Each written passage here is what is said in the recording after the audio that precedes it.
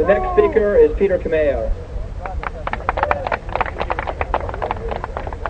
I'd like to deal very briefly with this question that's being raised over and over again by faculty and certain students about the whole question of are we, by trying to stop the CIA from recruiting on this campus, in effect opposing a principle which we believe in very much, and that is the right of free speech for everyone.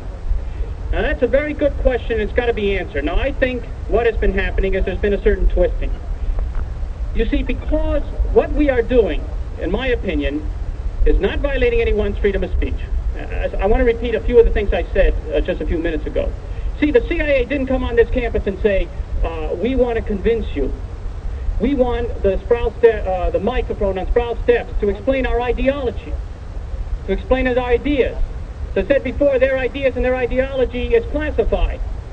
No one is allowed to know what it is, you see. In fact, the CIA was established because certain policies that this government wanted to implement, it could not do so legally. Because what it wanted to do, it could not do by winning the ideas and the will of people throughout this world. It wanted to violate not only our own laws, but violate international laws and so forth, so it set up an organization for that purpose. That is to function illegally, where the people have no control of it, do not even know what funds it has. We have no way as citizens of this country even knowing what this organization that's supposed to be from our government is doing. And no government that has to hide what it's doing is going to win freedom for anybody in this world. Because freedom is going to be won by the people of this world by knowing what's happening. All these secret negotiations are going on all the time behind the, they had Kosygin and LBJ get together secretly so the enemy won't hear, you see. And the United States then goes up and sets up this organization for the purpose, you see, for its purpose. Now let us look at ourselves as students. You know, don't we have the right to defend ourselves? Let me give you a parallel. It's not exact, but it's in essence the same thing, you see. In the South, if a Ku Klux Klaner wants to give a speech about how white people are superior, all right, his speech is no danger to us, or to black people. It's no danger the words.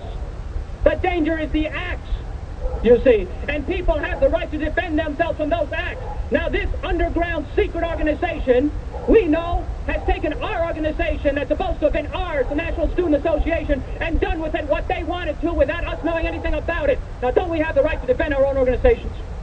Don't we have the right to stop an organization that is out to do and manipulate your lives, that openly engages in murder throughout the world?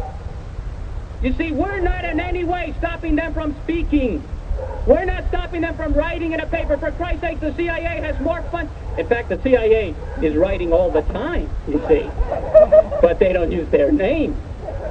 You don't know how many people write on campus may be hired by them, you see. We don't know what editorials appearing in some papers is written by the CIA.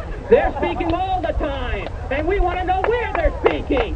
Talk about freedom of speech, we've got a right to know, you know. But then they come crawling on this campus, not to speak to us, oh no. They crawl themselves up into the little room, and they invite some student, poor soul, a little confused, or psychologically unbalanced, who goes crawling up there, and the first thing that this secret agent says to the student is, you've got to sign a statement. A CIA-trained dog says to the student, you've got to sign a statement that you won't reveal whatever we say here. Did you read that article in the Examiner when you call up the CIA, go look it up in the telephone book, it's in the telephone, call them up. And they answer a phone. And you say, hello, what's your name? They say, it's classified. See? Where are you? That's classified. You see? Now, we're not saying at any time have we ever said that the individual, whoever he may be, or that the organization, wherever it might be, doesn't have the right to give its opinions or to express itself.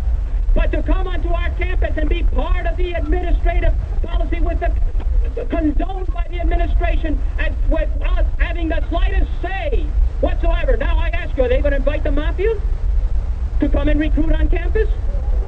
They're also an organization that engages in illegal secret. They don't reveal their names. They have some wonderful opportunities open for possible advancement, for possible, income, just like the CIA has. And it's only a question of opinion of which one has got better morals or who's fighting for what, But, I'll pose a more fundamental question. This administration, just for free speech now, just because it says that everybody's got the right to hire, invite the CIA. And I ask then, invite the National Liberation Front. That's all. You say that's all? You say you're not siding? Your position inviting the CIA is not taking a side on a question of who's murdering? Then invite those people who are defending themselves. There's some opportunities in the National Liberation Front. They have some exciting programs.